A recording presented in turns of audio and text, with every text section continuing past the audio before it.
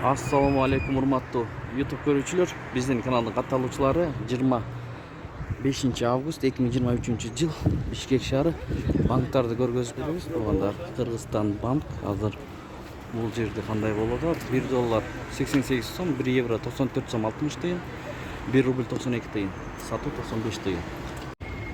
Айыл банк доллар 87.80, евро 95 сом 20 тыйын, рубль 92,5 тыйын.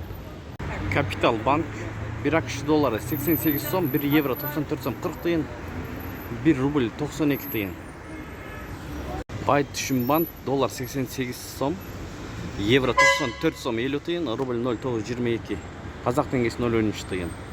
Эко Исламик банк доллар 87.80, евро 94 сом 30 тыйын, рубль 92 тыйындан сатып алып, 96 тыйындан сатып атат.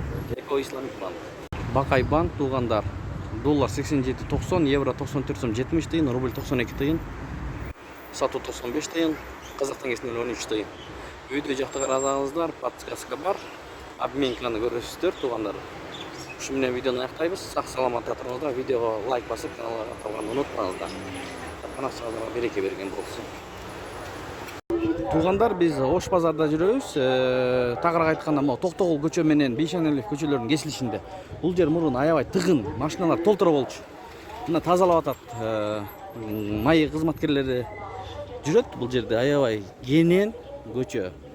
Ыңгайлуу кишилерге. Бул жерде маршрут жүрөт, автобус жүрөт. А мурда болсо бир автобус араң батчуда, эки жагында аябай машиналар толтура болчу. Мына азыр адамдар маршруттарды күтүп атышат, автобусту күтүп атышат. Бул жерде май кызматкерлери тазалап ушундай көрүнүш. Туугандар, караңыздарчы кандай сонун кенен адамдарга басып жүрүшөт.